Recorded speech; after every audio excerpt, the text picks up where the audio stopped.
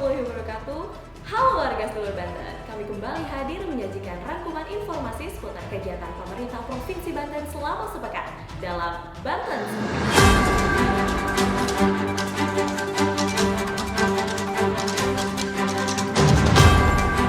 Baik warga seluruh Banten, kita masuk ke informasi pertama. Pemerintah Provinsi Banten resmikan rumah sakit hewan pertama di Provinsi Banten yang nantinya akan menjadi rumah sakit hewan rujukan bagi puskeswan yang ada di Provinsi Banten. Pemerintah Provinsi Banten resmikan rumah sakit hewan pertama di Provinsi Banten yang berada di Jalan Raya Cilegon, Kelurahan Drangong, Kecamatan Taktakan, Kota Serang pada hari Kamis 28 Desember 2023. Rumah Sakit Hewan Provinsi Banten merupakan salah satu amanat dari Rencana Pembangunan Daerah Provinsi Banten tahun 2023-2026. Dengan 6 dokter hewan, 1 apoteker, dan 6 orang paramedik, Rumah Sakit Hewan Provinsi Banten bersifat rujukan bagi puskeswan yang ada di Provinsi Banten dan pet shop yang sudah berkembang pesat di Provinsi Banten. Kepala Bidang Keswan dan Kesmafet Dinas Pertanian Provinsi Banten, Dr. Hewan Ari Mardiana mengatakan terdapat sejumlah pelayanan yang ada di Rumah Sakit Hewan Provinsi Banten. Di antaranya yaitu pelayanan klinik atau pengobatan hewan, vaksinasi, vaksin rabies gratis, laboratorium, hingga pelayanan USG bagi hewan. Pelayanan rumah sakit hewan ini tidak hanya untuk hewan peliharaan, tapi juga untuk hewan ternak yang ingin dilakukan pengecekan dan pengobatan. Kita beralih ke informasi selanjutnya. Penjabat Gubernur Banten tuntaskan proses tukar guling Masjid Baitur Rahman yang berada di kawasan pusat pemerintahan Provinsi Banten, KP3B. Selanjutnya bekas lahan Masjid Baitur Rahman akan difungsikan menjadi kawasan yang menyatu dengan KP3B. Penjabat Gubernur Banten Al-Muktabar tuntaskan proses tukar guling Masjid Baitur Rahman di dalam kawasan pusat pemerintahan Provinsi Banten atau KP3B. Hal ini ditandai dengan penyerahan sertifikat tanah wakaf Masjid Al-Ikhlas sebagai masjid pengganti bagi masyarakat Kampung Gowok Sentul, Kelurahan Sukajaya, Kecamatan Curug, Kota Serang pada hari Jumat 29 Desember 2023.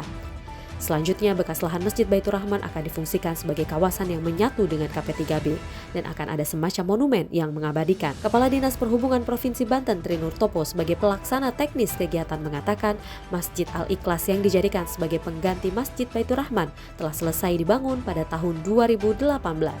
Masjid berlantai 2 itu berdiri di atas lahan 1000 meter persegi di Kampung Gowok Sentul, Kelurahan Sukajaya, Kecamatan Curug, Kota Serang. Penjabat Gubernur Banten lakukan pemantauan kondisi perayaan pergantian tahun. Al-Muktabar mengungkapkan kondisi keamanan dan ketertiban masyarakat di Provinsi Banten aman terkendali. Penjabat Gubernur Banten Al-Muktabar melakukan pemantauan kondisi perayaan pergantian tahun 2023 di Kota Serang pada hari Minggu 31 Desember 2023. Pemantauan dilakukan bersama Kapolda Banten Irjen Pol Abdul Karim disertai jajaran pejabat utama dan media, Komandan Korem atau Danrem 064 Maulana Yusuf, Kolonel Infantri Firman Syafirial Agustus disertai jajaran, penjabat Sekda Banten Virgoyanti, penjabat Wali Kota Serang Yedi Rahmat, beberapa kepala OPD di lingkungan pemerintah Provinsi Banten serta perwakilan dari unsur ulama. Pemantauan dimulai dari Mapolda Banten seusai rombongan melakukan sholat maghrib berjamaah. Dengan menggunakan kendaraan bermotor, rombongan menuju alun-alun untuk mengecek posko Nataru. Selanjutnya rombongan menuju rumah dinas penjabat Gubernur Banten untuk melakukan rakornas virtual bersama seluruh Polda yang dipimpin langsung oleh Kapolri terkait pengamanan perayaan pergantian tahun 2023 ke 2024. Penjabat Gubernur Banten Al-Muktabar mengatakan kondisi keamanan dan ketertiban masyarakat di Provinsi Banten aman terkendali, baik pada saat perayaan Natal maupun pergantian tahun. Penjabat Gubernur Banten Al-Muktabar hadiri perayaan Tahun Baru di Markas Grup 1 Kopassus, mengangkat tema doa lintas agama menyongsong tahun 2024 dengan harapan apa yang dicita-citakan semua dapat tercapai. Penjabat Gubernur Banten hadiri perayaan Tahun Baru di Markas Grup 1 Kopassus TNI Angkatan Darat di Jalan Raya Cilegon, Taman Kota Serang pada hari Senin 1 Januari 2024 dini hari. Perayaan Tahun Baru yang dilaksanakan sebagai bentuk kebersamaan Forum Koordinasi Pimpinan Daerah atau Forkopimda Provinsi Banten, TNI dan Polri. Pada perayaan Tahun Baru kali itu diikuti pula oleh sekitar 1.500 orang keluarga besar prajurit Grup 1 Kopassus dengan mengangkat tema doa lintas agama menyongsong tahun 2024, harapannya apa yang dicita-citakan semua dapat tercapai.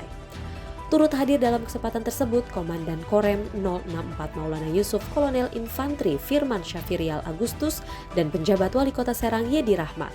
Selain itu hadir juga unsur Forum Koordinasi Pimpinan Daerah atau Forkopimda Provinsi Banten.